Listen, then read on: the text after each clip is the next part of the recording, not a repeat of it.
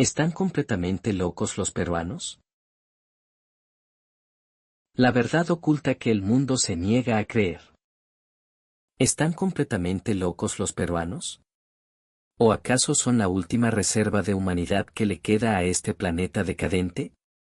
Como extranjero, como un gringo que ha recorrido el mundo entero, he visto de todo. Pero lo que reportaron cadenas internacionales como la BBC o CNN tras la devastación del Niño Costero y los apocalípticos huaicos en Perú, me dejó el cerebro totalmente paralizado. Les hago una pregunta directa, a ustedes que me están leyendo, ¿alguna vez han experimentado la sensación visceral, el terror absoluto de ver cómo un pueblo entero, con sus casas, sus calles y sus recuerdos, desaparece borrado de la faz de la tierra en una sola noche? Hablo de una luz de barro, piedras del tamaño de camiones y lodo espeso que traga todo a su paso. Sin embargo, a la mañana siguiente, con el barro hasta las rodillas, ves al peruano abrir lo que queda de su puerta, agarrar una pala y, con una sonrisa que desafía toda lógica humana, decirle a su vecino, a su mare, causa, nos tocó duro, pero hay que meterle chamba.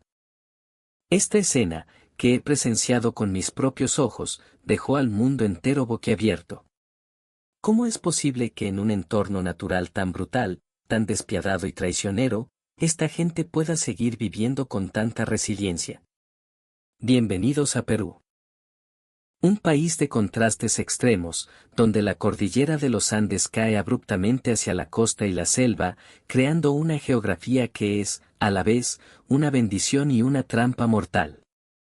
El escenario del desastre, donde el Estado falla y la naturaleza castiga.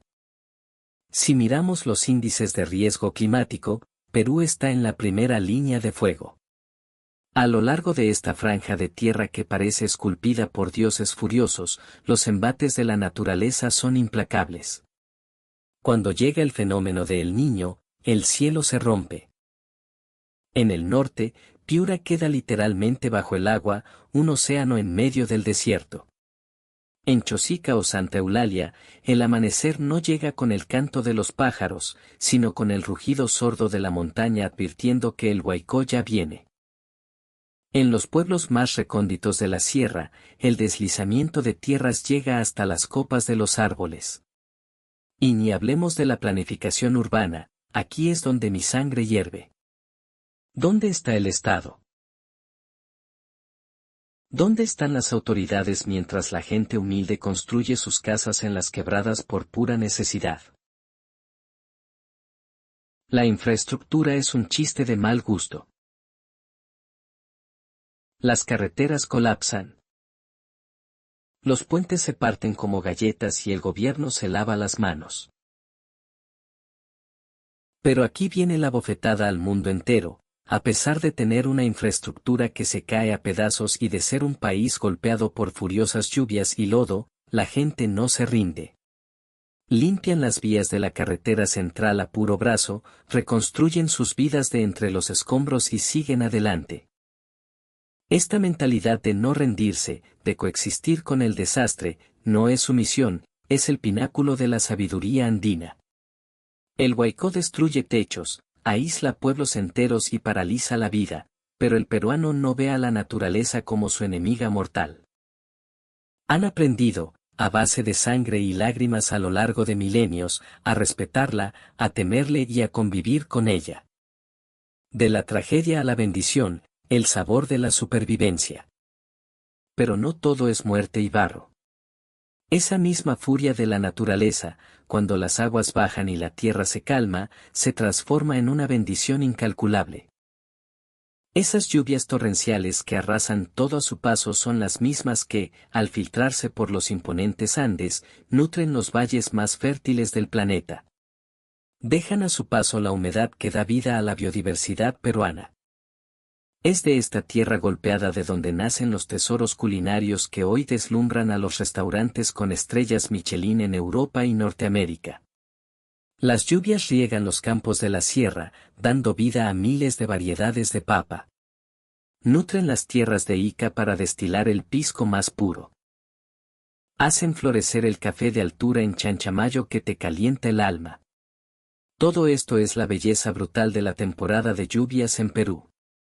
No huir del castigo de la Pachamama, sino absorber su energía. Esa fuerza inquebrantable ha moldeado la cultura peruana. En medio de la desesperación, la mugre y el caos absoluto, el calor humano brilla con una intensidad que te ciega. Y esto no es una metáfora romántica barata, señores. He visto cómo, a partir de la necesidad extrema de conservar alimentos durante las temporadas de aislamiento, nacieron técnicas milenarias que hoy son manjares. El frío helado de los Andes y el sol abrasador crearon el chuño y el charqui. La sabiduría incaica no murió, simplemente evolucionó y se sentó en la mesa moderna en forma de resistencia. La noche del infierno en la carretera central. Pero, aunque esta cultura de resiliencia es digna de documentales, la noche de la verdadera prueba llegó. Marzo de 2017. El niño costero desató toda su furia. Un aluvión sin precedentes azotó la región central. La carretera central, la arteria vital que conecta Lima con los Andes, fue sepultada por toneladas de rocas, lodo y agua. Hubo un colapso total. Y fue en esa misma noche donde ocurrió algo que, como extranjero, fracturó todos mis esquemas sobre el egoísmo humano. La carretera central, normalmente un caos de bocinazos y camiones, quedó sumida en un silencio sepulcral, roto únicamente por el violento golpeteo de la lluvia congelada contra los parabrisas y el viento aullando a más de 4,000 metros de altura cerca de Ticlio. Y más abajo en las zonas devastadas de Chosica. Las luces de freno rojas se detuvieron hasta donde alcanzaba la vista. Una fila interminable, una trampa mortal de más de 1500 vehículos atrapados sin posibilidad de retroceder ni avanzar. El tiempo parecía detenerse. En los asientos de los conductores, la gente miraba aterrorizada cómo se agotaba la batería de sus celulares. En los asientos traseros, los chibolos temblaban envueltos en casacas y mantas delgadas. Fuera de los autos, la lluvia era un látigo inclemente, dentro, el oxígeno se viciaba por la ansiedad. El miedo no se gritaba, se tragaba en silencio. Al amanecer, el olor a barro podrido, a embrague quemado y a desesperación creaba una atmósfera claustrofóbica insoportable. A esa altitud, el soroche, mal de altura, empezaba a cobrar sus primeras víctimas y el frío cortaba los huesos. El milagro del caldo de gallina. Y justo en el clímax de la angustia. Cuando creíamos que nadie vendría a salvarnos. Un olor a vapor tibio cortó el aire gélido. No era protección civil. No era el gobierno que brillaba por su ausencia. Alguien golpeó mi ventana. Jefe. Disculpe. Para el frío. Sírvase. Con confianza. A través del cristal empañado, vi una olla humeante inmensa. Era el aroma inconfundible, curativo y sagrado de un caldo de gallina, con su presa entera, fideos humeantes y ese toque de cebolla china que te resucita. Quien repartía esto era la seño de un huarique de carretera, un pequeño restaurante de esteras que había sido medio arrasado por el deslizamiento. El local estaba cerrado por emergencia, claro. Pero ella, viendo a la gente morir de frío en sus autos, miró su cocina, miró sus ollas y tomó la única decisión lógica para un alma peruana, encendió el fuego. Con el agua hasta los tobillos, ella y su familia empezaron a cocinar sin parar. Sacaron enormes baldes térmicos y, bajo la tormenta, fueron repartiendo tazones hirvientes auto por auto. El viento brutal les arrancaba el vapor de las manos, los dedos del aceño estaban morados por el hielo, pero ella logró repartir cientos de raciones calientes que devolvieron el alma al cuerpo a gente aterrada. Y la cadena de milagros no paró ahí. Más adelante, en el mar de luces intermitentes, las puertas de 2 tráileres gigantes se abrieron de golpe.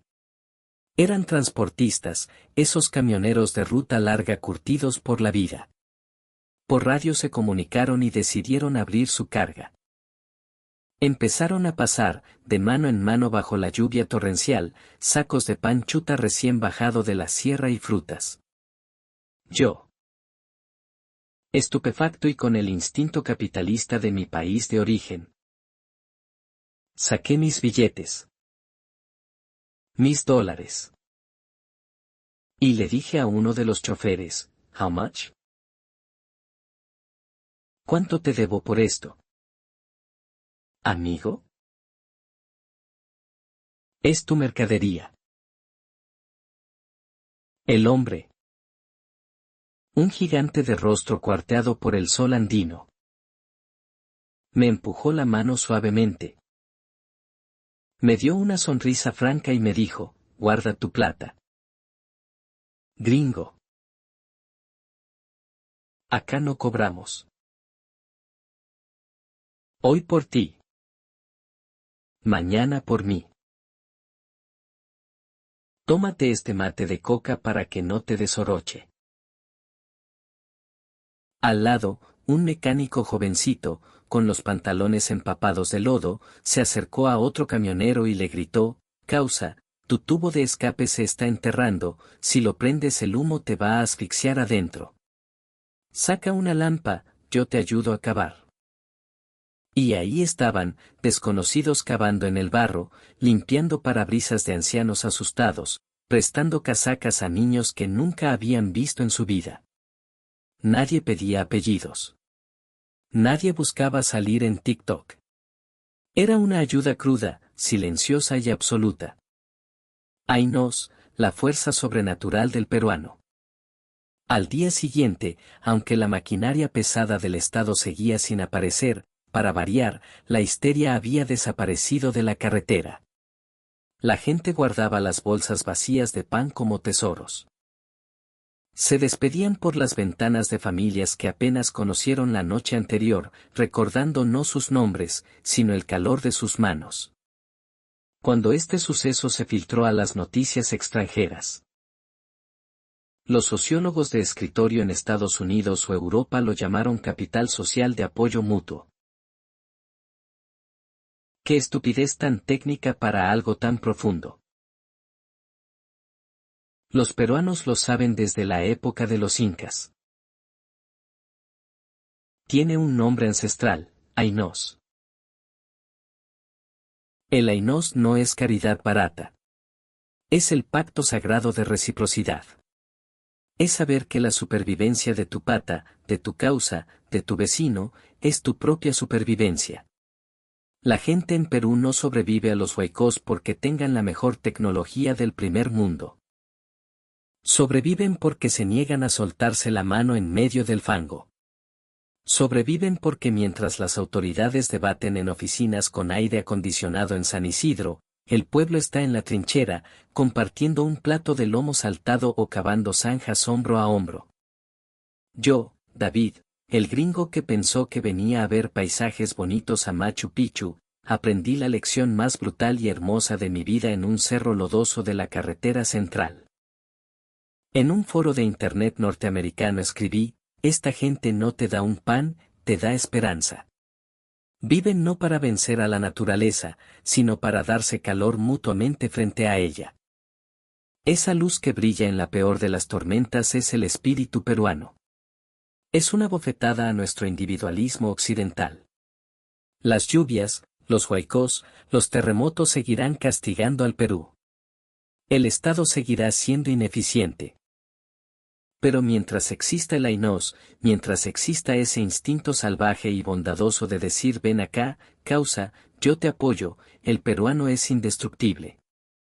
El barro mancha la ropa, pero limpia el alma.